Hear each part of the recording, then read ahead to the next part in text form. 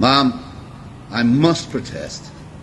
Last week, senior officers who work in this building issued a statement declaring they would not be investigating the unlawful Christmas party held in Downing Street last year. The statement claimed a criminal inquiry is not possible because there is, quote, an absence of evidence. Correct me if I'm wrong here, ma'am, but the whole purpose of a police inquiry is to gather evidence. But because your officers are unwilling to get off their backsides and find it, my team are bringing that evidence direct to Scotland Yard. First, though, for the benefit of the Metropolitan Police, let's remind ourselves what the rules were in December 2020. The law stated no person may participate in a gathering in the Tier 3 area which consists of 2 or more people and takes place in any indoor space. Government guidance was similarly clear. You must not have a work, Christmas lunch or party where that is primarily social activity.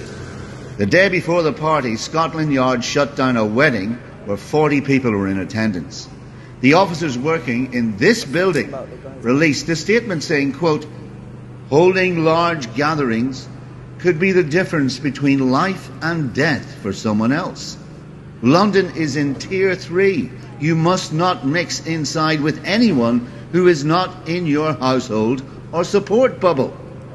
Indeed, we also know the Met are currently prosecuting people for allegedly holding a party in Ilford on December the 18th, 2020, the same night that Number 10 staff and their guests knocked back wine and played party games until 2 a.m. Nobody denies an event took place at 10 Downing Street. The issue is a simple one. Was it, as Number 10 claims, a work meeting, or was it a party? Let's look at the evidence. It's now been established that invitations were sent out by the press team 3 weeks before the event and that invitees included people who don't work in Downing Street. The invitation said food and wine would be served and there would be an exchange of gifts. Some people wore Christmas jumpers to the event, while others brought secret Santa presents. According to one person who was there, you might call them a witness, quote, everyone was packed shoulder to shoulder. If it looks like a party, sounds like a party, stinks of booze and goes on till 2 a.m., it's an effing party. Now, I didn't float up the lagan in a bubble, and neither did the British public. That is no work meeting. And of course, even Downing Street staff called the event a party.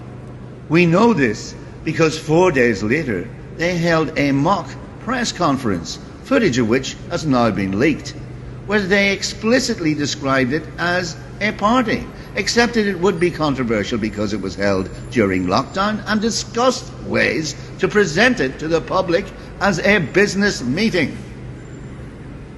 Of course, if Metropolitan Police officers are worried about an absence of evidence that a party took place, they would do well to remember that the numerous people not employed at Number 10 who reportedly attended the party could only have gained access to it by coming to the gates of Downing Street and giving their names to a Metropolitan Police officer.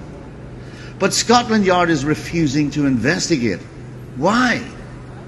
When did we stop caring about truth and accountability?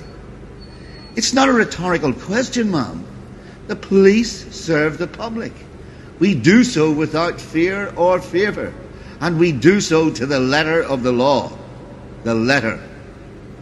Our leaders partied while families were separated, and our citizens died in their thousands.